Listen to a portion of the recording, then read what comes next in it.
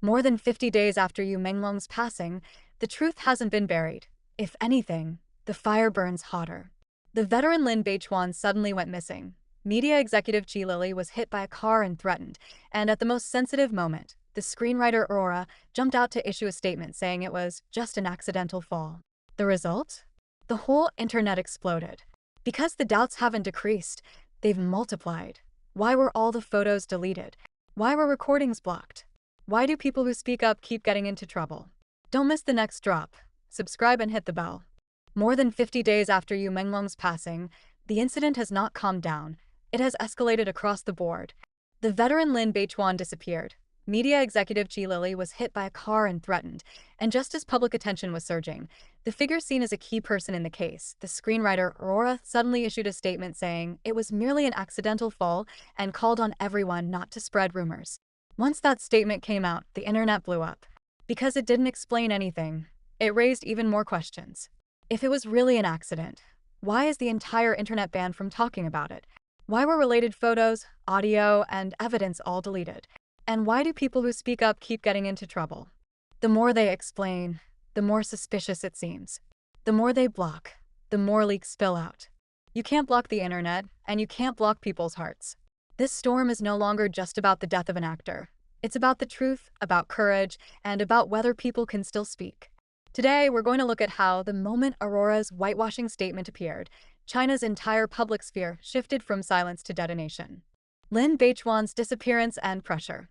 On November 2nd, Lin Beichuan posted online that he was going to Sunshine Upper East, Guangguang Shandong residential compound, the scene of the incident, to meet a few people. Shortly after, he added, "I didn't come of my own accord. It's inconvenient to say more. I've already asked and gotten permission to post." The words were vague, but you could hear he wasn't in a state of autonomy. Soon after, he disappeared for more than 10 hours. The writer Lubon Worried wrote one line, "I'm waiting for news of a certain person." In the comments, countless netizens held their breath. "It's been over 10 hours. Is he still okay? Brother Chuan, you must come back." On November 4th, the netizen most closely in contact with him, Beijing Chia, reposted Lin Beichuan's QQ message. "All the suspects are now filing police reports at the same time saying I'm spreading rumors. Nobody should DM me, remember this." Repeated bans, detentions, and key accusations. Lin Beichuan has consistently spoken out for Yu Menglong, and because of this, he was summoned back to Beijing and detained for half a month.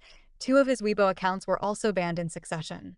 On October 25th, he named and accused a person closely connected to the case, saying he had almost reported it face-to-face, and wrote, "He is the main character, the artery. The others are just cover and cannon fodder." The photos mentioned in that post were immediately blocked by the system. In the comments, someone directly wrote the name of Public Security Minister Wang Xiaohong. On October 26th, he warned on a backup account, "If I go a long time without speaking or suddenly post something against my will, then it's not me, it means I've been controlled." On October 30th, he appeared with a new account, publicly displayed his veteran's certificate, and declared, "Only the military can suppress the political." He earnestly asked all retired officers and NCOs to use their status to report upward and apply pressure so the truth could be revealed. He said that as long as enough people from the military community stood up, he could represent that group and submit all evidence under his real name to higher authorities. Insiders revealed that Lin Beichuan's accusations are a direct, head-on challenge, already alarming the CCP's top leadership. They hope someone protects him. Otherwise, this time looks grim. It's come down to who has deeper backing. Beijing Chia's tearful account. In a post a few days ago, Beijing Chia mentioned that he, too, had been visited. Because he had been in close private contact with Lin Beichuan, the police came to him in the middle of the night and exerted pressure on him and his family. Night after night, he wasn't allowed to sleep and was forced to give statements. The police's meaning was straightforward: throw Lin Beichuan under the bus, and you'll all be fine. Beijing Chia said he could sense that Lin Beichuan's situation was not optimistic. The police wanted to push him out as a sacrifice and slap the label of reactionary on him. He also mentioned that although his Weibo accounts had been banned 31 times, his ultimate response to the police was 4 characters: never betray.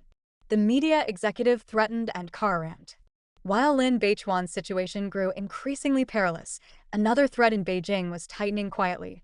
A media woman executive's name, Qi, pronounced Qi Lili, was thrust into the spotlight. Her identity is not ordinary. She is the head of Beijing's media headquarters base. Where she works has business interactions with CCTV and the state media system. She chose to publicly support Yu Menglong in October and expose Tianyu Entertainment. From then on, things never returned to normal. First came the threats, gentle tone, icy content. On October 6th, she published a private chat. The other person called themselves an old hometown friend. The tone was polite, but every sentence pushed her to bow her head, sign, stop talking, and you can keep doing business. Her reply in the chat was crisp, a dog of Tianyu. The other party didn't get angry, but dropped one sentence, you're already on Tianyu's interview list. The tone grew less ambiguous. On October 9th, they changed tactics. Carrot and stick together, the interests are huge. If you don't cooperate, we'll take you down. President Li is watching. She still didn't back down. On October 18th, even the last pretense disappeared. You're looking for us. Looks like we can only take you back. Whatever happens next, we won't be responsible. Words like that need no interpretation. Everyone knows what the next step is. On October 20th, danger moved onto the road. That morning, a car tried to ram her as she was hailing a taxi. She dodged it, but the car later chased down her taxi and forced a dangerous cutoff. She narrowly escaped injury. That afternoon, a car belonging to her team was also involved in a crash. Not a single car accident. A large truck and another vehicle sandwiched them from both sides. The result: the car totaled, 2 people with fractures, 1 in emergency treatment, and an assistant with a broken leg. After they called the police, it was handled only as an accidental traffic incident, with the offending vehicles merely paying compensation. Beyond staging accidents, the other side also stirred up public opinion to smear Qi Lili.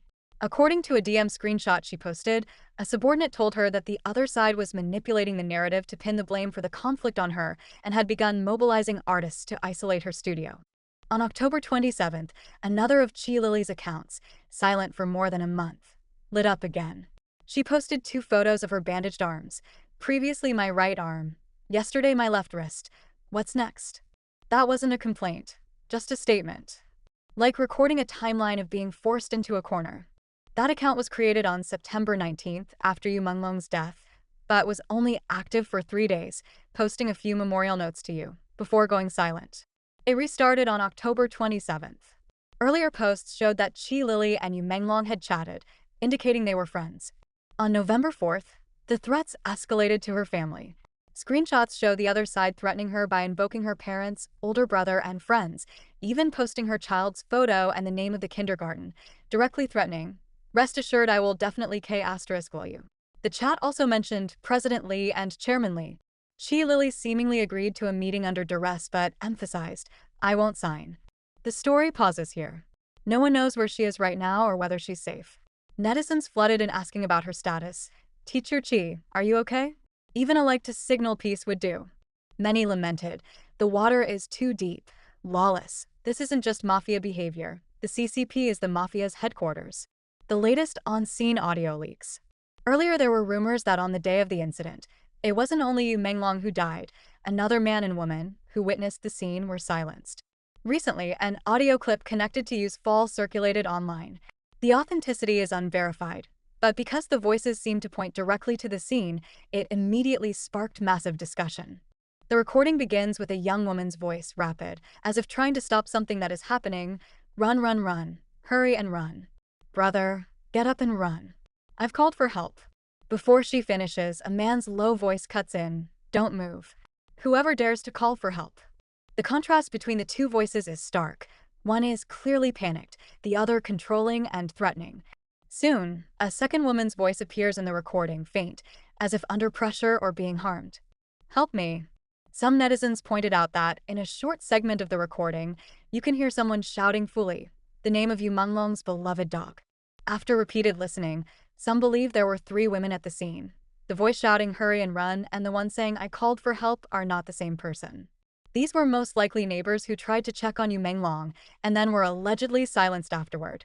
Although the audio's authenticity remains to be verified, many netizens were moved to tears. "Thank you to the brave ladies who tried to save Mengming. Your courage earns my deepest respect. God will remember your sacrifice." Sobbing, "Please, hacker warriors, get the petition site working so it can reach 1 million signatures. May the truth come out soon." By now it should be clear to everyone. This happened to Menglong, a celebrity. At least his voice could still be heard. If it happened to an ordinary person, there wouldn't be even a ripple. Inside the wall, everyone is like meat on a chopping board. If someone wants your organs or something else, there's no escape. Menglong said the power of one person's self-rescue is immense. We're not speaking out just for him. We're all speaking out to save ourselves. Everyone shout together. Aurora's statement? A whitewashing farce that ducks the core. The screenwriter Aurora has been viewed by the public as one of the key figures connected to the Yu Menglong case. Recently, some netizens discovered that Aurora apparently posted a statement on an overseas social platform. In it, he claims Yu's death was an accidental fall while no one was watching after drinking. He says there was never any conflict between him and Yu, and that he has no backers or channels to influence public opinion or proceedings. He accuses the outside world of amplifying and distorting the narrative, turning the incident into a storm targeting me and other unrelated people. At the end, Aurora apologizes to Yu's family and the other participants in the 17-person gathering, calling on the public to stop spreading unverified information. He adds that choosing to speak on an overseas platform was to convey the facts in full. However, after the statement was released, netizens weren't buying it. If it was really an accident, why is Yu Menglong a banned term? Why were all the photos scrubbed from the entire internet? If there's nothing to hide, why is discussion being deleted so thoroughly? Some hit back directly. With so many clips leaking one by one, and you still want us to believe? I'd rather believe in ghosts. Speaking is more evil than not speaking. Yesterday I saw the statement. It was a pile of nonsense, dodging the real issues. I'm fed up. A total waste of my time. Current affairs commentator Lin Beichuan on his show Xinwen Candian compiled multiple points the public is focused on and directly called on Aurora to respond, including these 8 questions. The windowsill is higher than one's center of gravity. How does one slip over it? There are scratch marks all over the exterior. How do you explain that? 2 unfamiliar Rolex watches were found in his pockets. Whose are they? With multiple people at the scene, why did the police exclude homicide? After discovering the fall, why didn't anyone call the police and instead covered him with clothing? The studio was deregistered in July, so how did it issue the death notice before the police? Where's the surveillance footage? Why not dare release it? Forensics indicates a criminal case. Why force it as an accident? These doubts aren't new, but under continuing information blockades and public opinion suppression, they stand out even more sharply. After all, truth is written in blood and tears. How could one statement whitewash it? High walls can't seal human hearts. Friends, Yu Menglong's departure was like a sudden bolt of lightning ripping open the night sky and illuminating the deep darkness behind the high walls. Over these 50-plus days, we have seen power's coldness and arrogance, speech suppressed and memory erased, a suffocating presence that's invisible yet everywhere. And yet, some still stand in the dark. Lin Beichuan, resisting with his life under pressure, struggling back and forth between accusations and disappearance. Qi Lily, under threats, tailing and pain, still choosing not to be silent. Those neighbors who vanished, their final cry of run, carried an instinctive goodness and courage that pierced the darkest part of the shroud. High walls can block the web, block mouths, block accounts, but they cannot block the memory of truth in our hearts, nor the faint echo of people calling to one another. What we are doing today is no longer just guarding a bit of truth for Yu Menglong, it is guarding every ordinary person who might be silenced. Truth may be buried, language may be torn apart, but as long as we remember that light exists, darkness can never fully prevail. Let us continue to light a candle, to keep a lamp burning, for Yu Menglong and for every person forced into silence, until the black fog lifts and the high walls collapse.